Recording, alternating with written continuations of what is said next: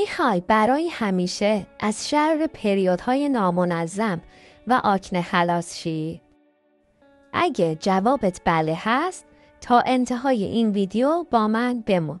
من راز سندروم تخمدان پولیکیستیک رو بهت میگم و در آخر یک سورپرایز جذاب برات دارم که مطمئناً خوشت میاد. یک برنامه جامع که شامل رژیم غذایی تخصصی در چند بخش و برنامه ورزشی اختصاصی در چند بخش دیگه است. سندروم تخمدان پولیکیستیک یا همون PCOS فقط یک برچسب پزشکی ساده نیست. این یک اختلال هورمونی شایع در زنان در سنین باروریه که میتونه زندگی روزمره رو از پایه تغییر بده. علائم PCOS همیشه یکسان ظاهر نمیشه. گاهی خیلی نامحسوسه و گاهی اونقدر شدید میشه که تمام انرژیت رو میگیره و حتی حال روحیت رو عوض میکنه. برخلاف چیزی که خیلی ها فکر میکنن، PCOS فقط روی باروری تأثیر نمیگذاره، بلکه میتونه کل سلامت بدن از وزن گرفته تا پوست، مو و حتی خلق و خو رو تحت شعاع قرار بده. چرا در PCOS بدن از تعادل خارج میشه؟ خیلی وقتها که از PCOS حرف میزنیم، همه فقط به علائم ظاهری فکر میکنن، اما واقعیت اینه که پشت پرده این سندروم 2 عامل مهم وجود داره. اولیش مقاومت به انسولینه و دومیش التهاب مزمن. مقاومت به انسولین. انسولین همون هورمونیه که وظیفه داره قند رو از خون وارد سلول ها کنه تا به انرژی تبدیل بشن. اما وقتی بدن به انسولین حساسیتش رو از دست بده، قند خون بالا میمونه و پانکراس مجبور میشه انسولین بیشتری ترشح کنه. ولی این انسولین زیاد هم خودش مشکل ساز میشه، چرا که تخمدان ها رو تحریک میکنه تا آندروژن بیشتری تولید کنند. آندروژن هم همون هورمون های مردانه هستند و این باعث میشه چرخه قاعدگی به هم بخوره و تخمک گذاری نامنظم بشه. پس این انسولین های زیاد که ترشح شدن و باعث ترشح آندروژن بیشتری در بدن شدن، در نهایت منجر به ایجاد علائمی مثل آکنه، ریزش مو و رشد موهای زائد میشن. بدن همیشه برای دفاع از خودش کمی التهاب ایجاد میکنه که چیز بدی نیست، ولی وقتی التهاب به شکل مزمن باقی بمونه، به جای کمک به بدن آسیب میزنه. در PCOS التهاب مزمن میتونه سطح انسولین رو بالاتر ببره و دوباره چرخه معیوب هورمونی رو تشدید کنه و اینجاست که خیلی از علائم مثل خستگی، اضافه وزن و یا حتی افسردگی سر و کله‌شون پیدا میشه. تغذیه مهمترین سلاح در برابر PCOS. وقتی حرف از کنترل PCOS میشه، اولین چیزی که باید به اون توجه کنید تغذیه‌تونه. ولی این فقط به معنای رژیم گرفتن و کالری شمردن و محروم کردن خودتون نیست. نکته مهم اینه که چی میخوری و چطوری روی هورمون‌ها و قند خونت تأثیر میذاره. بریم سراغ خوراکی‌های مفید. کربوهیدرات‌های پیچیده مثل جو دو سر، برنج قهوه‌ای، نان سبوسدار، اینا قند خونت رو آهسته تر بالا میبرن و جلوی جهش انسولین رو میگیرن.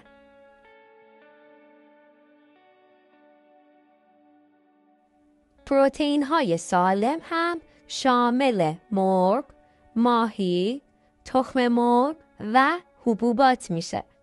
پروتئین کمک میکنه که دیرتر گرسنه بشی و قند خونت ثابت تر بمونه.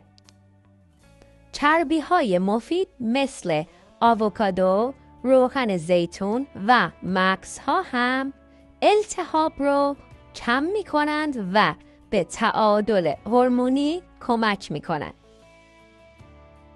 از سبزیجات پرفیبر مثل بروکلی، اسفناج و کلم هم غافل نشید، چرا که فیبر به کنترل قند خون و سلامت روده ها کمک میکنه. حالا بریم سراغ خوراکی های مضر.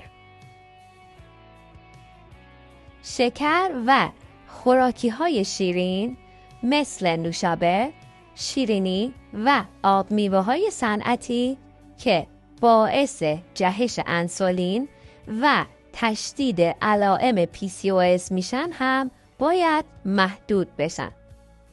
آرد سفید مثل نان و برنج سفید هم که خیلی سریع قند خون رو بالا میبرند باید محدود بشن. فست فودها و غذاهای سرخ کردنی که پر از چربی‌های مضر و ترانس هستند باعث ایجاد التهاب در بدن میشن، پس مصرف اونها هم باید محدود بشه. الکل و نوشیدنی‌های انرژیزا هم به دلیل قند بالایی که دارند کبدت رو تحت فشار میگذارن.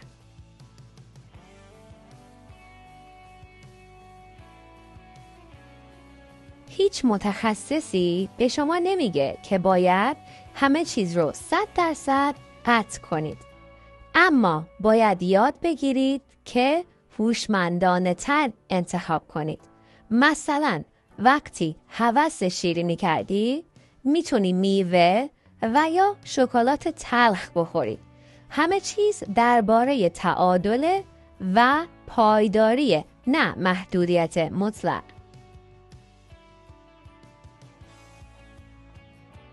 لطفاً لایک و سابسکرایب یادتون نره. بریم تا ادامه ویدیو رو با هم ببینیم.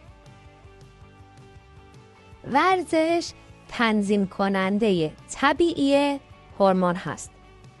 در سندروم PCOS ورزش فقط برای کاهش وزن انجام نمیشه. ورزش درست میتونه مثل یک داروی طبیعی به تنظیم و عملکرد هورمون‌ها کمک کنه. حالا چه نوع ورزشی مفیده؟ ورزش‌های هوازی مثل پیاده‌روی تند، دوچرخه سواری و یا شنا که حساسیت بدن به انسولین رو بهبود می‌بخشند.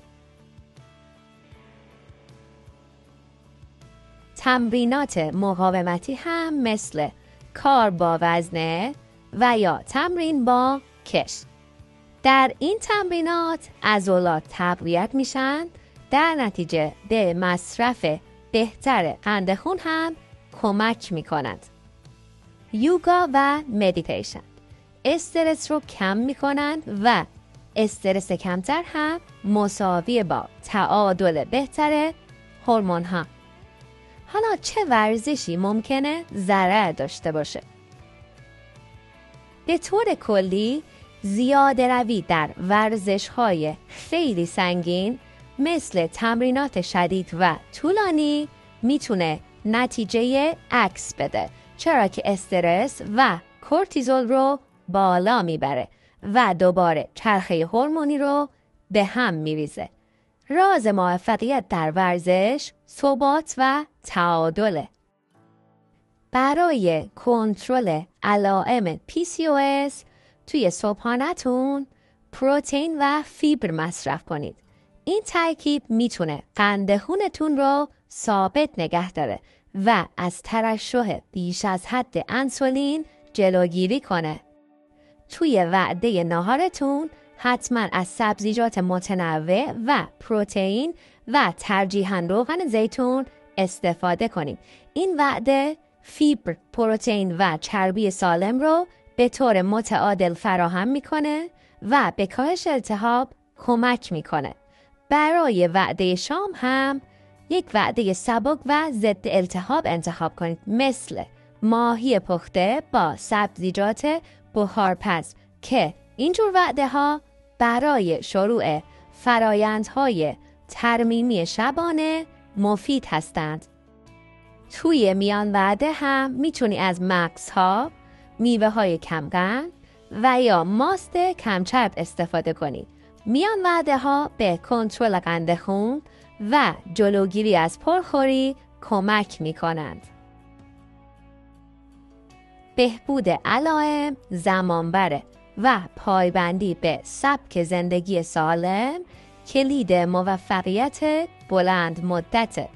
برای بسیاری از زنان مبتلا کاهش وزن ممکنه کار سختی باشه، اما فواید دیگه مثل افزایش انرژی، بهبود خلق و خو و منظم شدن قاعدگی انگیزه لازم رو فراهم میاره.